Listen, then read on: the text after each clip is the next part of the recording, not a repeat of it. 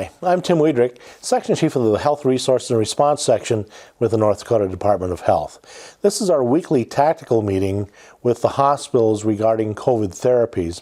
And we have quite a bit of information to share with you today, and so we're going to get straight to it. Here's George Gerhardt with that information. George? Hi, good morning, everybody. As Tim said, we got a lot of information to go over today. There's been some major changes in our therapeutics and stuff. So we'll go ahead and get to the PowerPoint and give you that information. All right. So this week our allocation for the therapeutics, we were going to receive 0 BAM-ETA and 0 Regeneron, and I'll get to that here in a second. For the next week, 2 weeks, we'll be getting 144 of Sotro. For the next week, we'll be getting 168 of the Evusheld, and the Paxlovid will be 200, and the Molnupiravir is 760. Below, you can see some of the information of what we have in state and in the warehouse, and the reporting dates on that. All right, so monoclonal antibodies. We're going to no longer be receiving Regeneron, COVID, or the BAM-ETA. The reason behind this is Omicron is now the dominant variant nationwide. Since Regeneron and BAM-ETA are not effective against the Omicron variant, they won't be issuing it out to the states anymore. So basically, we have what we have in the facility or in our warehouse, and we won't be receiving any more of that. It's still up to the discretion of the user. The last I heard was that the EAU was taken down for both of those, so we'll have to check on that and get back with that, but that's what I had heard. The antivirals still remain the same. We're getting the 3, or the 2, the Paxlovid, and the Molly, the one I can't ever say unless I see it, and we're getting those on a bi-weekly allocation. The Sotro and the Evusheld are coming on a weekly allocation, I believe. So that's where we're at with those. Our next anticipated, as you can see, January 24th, we got the Evusheld, Sotro, the Molnupiravir, and the Paxlovid. And then January 31st, we'll be getting the Evusheld and the Sotro. As you can see, I know you can get a chance to remove them, but the BAM-ETA and the Regeneron will not be shipped on the 31st. All right, our allocation plan still remains the same because we have such a small quantity coming in. We'll send out about 59% of the allocation to the 8 largest cities and the 10 hospitals in those cities, and then the rest will stay at the warehouse, and we'll be able to order through Han Assets, and we'll work with you on getting out a fair amount of antivirals and the monoclonals. As more product becomes available, again, we'll change our allocation plan as that happens. So the Omicron update. Omicron is now the dominant variant nationwide. Sotro and Remdesivir are effective against Omicron. Evusheld can be used as a pre-exposure prophylactic, and Paxlovid and Molnupiravir remain as an antiviral option. Therapeutics are going to remain scarce for at least into the beginning of March, maybe even into April. They are ramping up production, and in that, I did hear they're ready to open or getting ready to open a new plant here in the United States that'll be producing the Sotro, but that's what we hear, and we're not sure when that's going to come online. Remdesivir. The good news is that Remdesivir has been expanded to be used as an outpatient treatment for adult patients with mild to moderate symptoms of COVID-19. There also has been an EUA issued for pediatric patients weighing 3.5 kilograms to less than 40 kilograms, or for patients 12 years of age weighing more or at least 3.5 kilograms with the positive results who are hospitalized. They are also, it is also an outpatient treatment for pediatric patients with mild to moderate symptoms. So this is another tool in our arsenal for treatments. We'll get into the deal here. So dosages is, as you can see here, for outpatient treatment, it's going to be 200 milligrams on the first day, and then 100 milligrams, or for hospitalized patients, it'll be 200 milligrams from the first day, 100 milligrams on the 4 days, and may repeat for another 5 days if needed. If they're on mechanical support like a ventilator or ECMO, a 10-day dose regime is recommended. And that's the current dosage and treatment at this time. For outpatients, the recommended is 200 milligrams on the first day and then 100 milligrams for 2 more days. So they are able to go home, but they'll have to come back and receive treatment for 2 more days. It's going to be a little more logistically challenging to do this, but it is another deal. It is able to be purchased. Below you can see the pediatric the dosages. Those are also in the EUAs. I'll be sending this information out, the EUAs, etc. After the meeting. I'll be sending this out by email. But 3.5 milligrams to 40 kilograms, it's 5 milligram per kilogram loading dose and 2.5 milligram maintenance dose. And then anything 40 kilograms or higher is following the regular adult dosages of 200 milligram loading and then 100 milligrams a day. Reimbursement. You can bill outpatient treatment for COVID-19 using remdesivir. The code is the HCPCS code is J0248. This is effective from 12/23/2001. So if you have used it prior to this, you can back bill on this. All right. Just a little bit, again, our decision tree with the remdesivir and COVID. It is Paxlovid, Sotrol, and remdesivir are the 3 primary ones. Molnupiravir is a consideration if none of the other medications are available. And again, I'll send this decision tree out with that. Evusheld, just to go over the treatment guidelines again with this, because I did get a couple questions on this over the week. The treatment guideline panel recommends using Evusheld as a pre-exposure treatment in adults and adolescents ages 12 years and greater, weighing more than 40 kilograms, who do not have a COVID infection and who have not been recently exposed to COVID.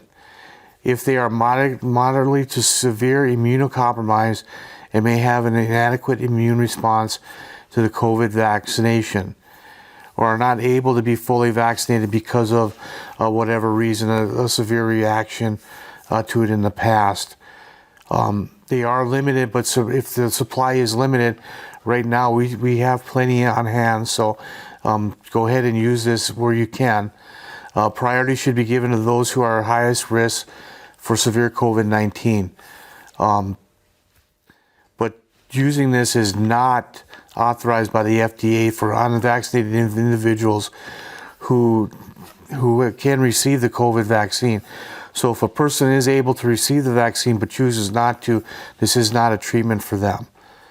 Okay, but this will apply to a wide range of people, cancer patients, and different things that have some kind of immunocompromised that this can be used for.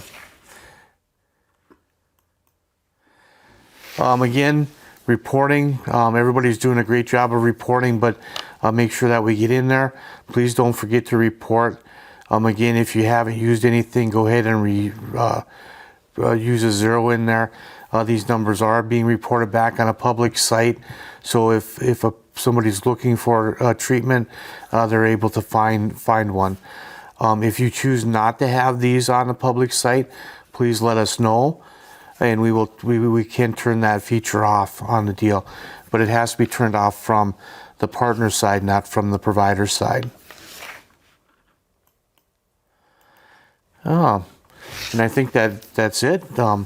Not a lot of information, but there was more there. So, are there any questions at this time, I guess, is what we want to go to next. Yeah, we have just a smaller group, and so we shouldn't have any problem just going ahead and opening the microphones and stating your comment or your question.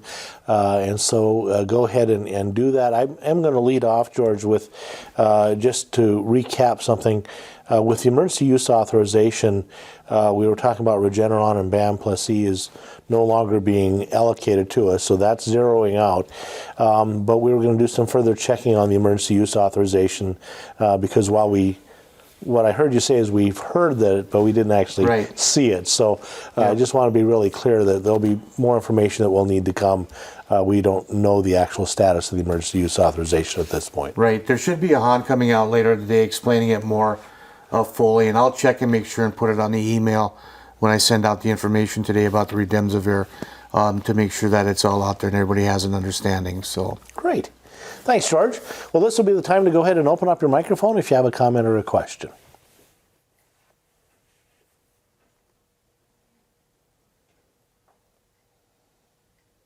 From Williston, more question about that EUA. Once that is for sure, then we should absolutely not use that. Although I don't really want to use it because I feel that we probably have Omicron widespread in Williams County at this point. But just to take it back to my leaders who just cannot stand, not having any MABs to give. So once that EUE is withdrawn by the FDA, right, then we should not use it, even if North Dakota has stockpile? Question mark? Oh, yeah, correct. So once the EUA is removed or canceled, then that medication is not authorized to be given anymore. So once we make sure that that's off, and I'll make sure that it gets put out there. Once that's done and canceled, then it's no longer able to be used. I will say I did get an email from Amerisource Bergen, who isn't our wholesaler anymore, but I can't get off their list. But they did send out communication saying that we aren't authorized to use it anymore. So I think it probably has gone through. Yep, there's a couple, but I wanted to make sure that I check on the FDA site to make sure that it was canceled through there because it's coming from a couple different things, but I wanted to go to the direct source to be able to get it, and I haven't had a chance to get there this morning yet, so. Okay, thanks. Thanks, Vandy. Other comments or questions? This is Steve Baining with Linson Pharmacy in Fargo. For long-term care, does the state have any Paxlovid available for long-term care? No, we're out at this time in the warehouse. We are getting some more in. And we'll be able to get that out as soon as we get some in. We do have some of the Milnopiravir in the warehouse. If we, that's another option that we can use. We're as scarce as everything is right now. We'll just have to, use all the options that we can to get it done. So, if you want to use some of that, we can get some of that to you too. So. I have some of the Molnupiravir on hand. I was just at a quality assurance meeting for my long-term care, and they were asking about Paxlovid, and I said I would check on this call. I'm assuming it's going to be at least 2 weeks before Paxlovid would be in. So we should get some this week, and we'll get that out, dispensed out, and then it'll be every 2 weeks after that is the last that I heard. That could be changing this week again, since we lost the Regeneron in the BAM, but I have to wait to see at the meeting that we have with Asper on Wednesday, what the new schedule is. So, and the Paxlovid comes in like a card, correct? It's a prepackaged card for dosing. Yep. So there's. What do we do? What do we do if we have a patient who's renally impaired and the dose is different? We can't split that pack, correct? So it comes in a pack of three pills of each or that. It does have instructions that come with it about what to do with somebody that's renally impaired. It's removing one of the pills. I don't remember which one it is, but you take one of them out and then just give them that card. So it should come with a card with the medication on it, one card for 1 day and then you use that for 5 days. So if we pull doses out? Are we allowed to hold those to redispense, or are we supposed to waste? I'm assuming wasting is not what we want to do at this point. So the company is saying not to save them and reissue them because of product safety and that. And that's what So the we are to waste. recommendation is. Well, I think what I prefer to do is that we're kind of treading into kind of the pharmacy rules at this point, and I'd really rather get guidance from the Board of Yep. Pharmacy on this before we way too far into it. Those are excellent questions, Steve. We'll reach back to the Board of Pharmacy and see if we can get some more direct answers that are more concrete directly from them. Is Mark on this morning? Nope, he must have not been able to make it. So Yeah, so we'll need to reach back to them, and those are excellent questions. This is going to be completely unrelated to this, but my nursing homes brought this up to me too. Any word on N95 masks and how those are supposed to be delivered out? So unfortunately, we're not getting any real visibility in terms of the federal announcements that were made for those direct distributions and some of the public pronouncements that were made for receipt of N95 for the general public. What I would say in the short term is that if the facilities are having difficulty procuring from their normal sources within the timeframes that they're needed, and I did get information from at least one facility in the state that showed me that they are getting delayed, they should reach back to the state medical cache and go ahead and order what's needed for them until additional supplies start to come, either through other mechanisms that the federal government's doing to direct distributions, or if the normal suppliers are able to get their supply chain restored. In the meantime, just have them contact our Emergency Operations Center. That's available 24/7 at 701-328-0707, and have them order in what they need. Last thing, and I don't want to monopolize the time here, the last thing is we have done a few molnupiravir claims, and I don't know if it's been brought up to anybody, but Part B is paying us basically nothing to dispense these. Yeah, we have heard that from other places in the meetings, in the ASPR office hours or the COVID-19 therapy office hours, and they are looking into that about why that is. It should be higher. We've heard that they were given like pennies for dispensing and things like that. So it is being looked into, and that has been brought up. So. All right. I appreciate all your answers. I'll shut up. Thank you. No, not at all, Steve. And George, you were referring by they, you mean the national. Yes, on the national level, program, right. So. Yeah. Great questions and comments. Others?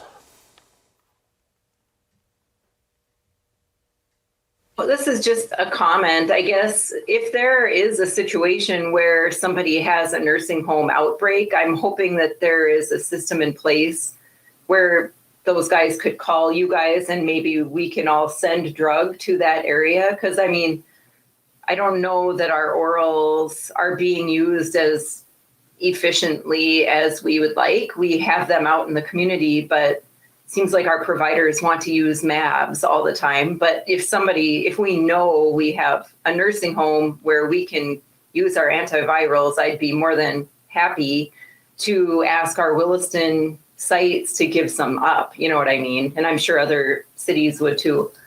Absolutely, Vandy, and thank you for that. And that is, in fact, the plan. When we have outbreaks, not only do we do the pharmaceutical support and then have awareness where product is, and we'll actually call around and ask that the product be shared or moved to where a specific outbreak is. But we also do the same thing in terms of gap staffing during the outbreak, or PPE, or whatever other needs are occurring within that facility. I do want to say that the idea behind this is not to maintain these federally purchased assets in a geographic area waiting for people just in that geographic area to receive them. This really is intended to be frankly, as needs are being presented, and that those needs are being addressed and that we consume all the product until the next allocation. That was thought to be the most ethical and fair distribution processes, always relying on the clinical judgment of the providers as to who's to receive it. But once that determination has been made, then to shift product throughout the state so that it gets consumed, and that we have pockets where there's product and pockets where there's not. Great comments, great questions. And we have couriers every day running throughout the state, carrying vaccine, PPE, testing supplies, testing kits, and all that. So if we need to move some around, or if you need help moving some around somewhere, we're more than capable of helping out. If you let our operations center know again, we'll get that organized and get it moved around for you. So, all right, thank you. SMC. Oh, sorry. Oh, go ahead, Do you have a Elisa. minute for one more question? Please, go ahead, Elisa. Okay. I was just going to say, adding on to that last comment, we actually did have an outbreak here in our local nursing home, and I did contact the warehouse, and there was no more Paxlovid available, and I guess that option wasn't brought up as far as shifting therapeutics from around the state. So like from Thursday to Saturday, we had 12 positives, and then we've had, I think, 2 more since then. So, I mean, we definitely have a significant outbreak, but we weren't given additional Paxlovid. So we actually ended up having to get those residents that were positive set up for outpatient remdesivir, which is, you know, a lot more difficult transferring the residents from the facility to the hospital to receive that for 3 days. I was just going to mention that did occur. Lisa, let me just ask George, so are we aware, were we aware that there was? I didn't hear of it, but let me talk to the people that are talking and make sure that they understand that we will move stuff around. So And- they might not have understood that. and Or will. that was there actually product available elsewhere within the state, or Right. was it all consumed? Because that would be the other Yep. issue. And we know that we're running out completely in parts of the state. So thank you for bringing that. That's important to us. We'll follow through and make sure that intent is being followed. But I am aware that we will run out of product, and there's simply no place else for us to shift it from. But I'm not saying that's the case here. We don't know sitting here at this table right now. We'll check on it. Thank you. Yep, and that absolutely makes sense. Thank you. And we should be working to help you get, if not Paxlovid there, maybe some something to help treat that. So I'll make sure that our staff knows that, and we'll work with that. So Great. Other comments or questions?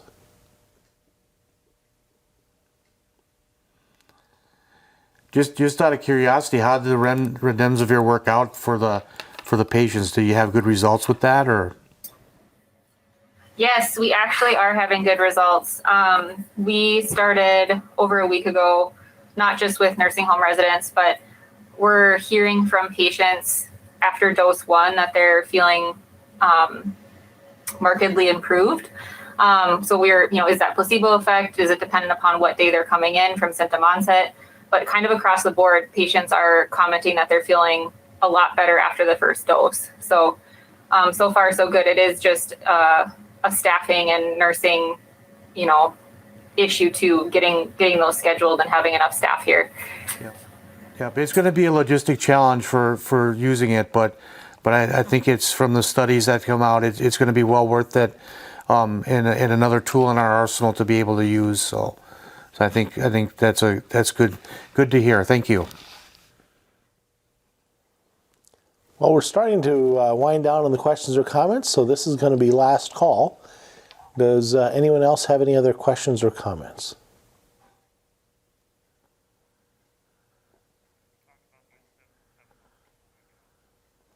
All right. Well, I didn't hear any additional questions or comments.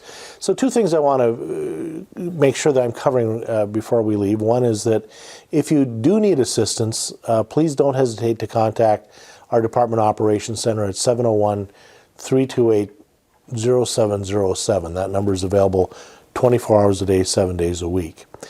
In addition to that, I know that people were frantically taking notes as George was sharing some of the slides, and some of you were photographing the screen.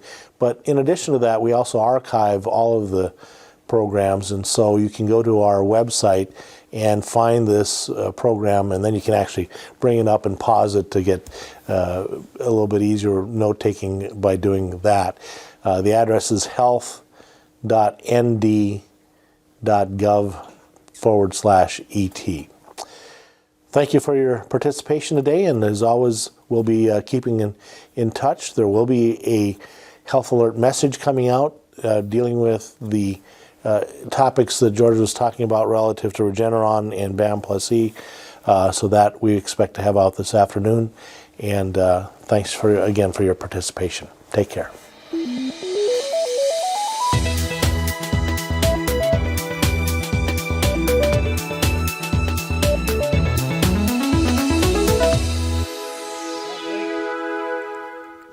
I'm getting too comfortable doing this, I think.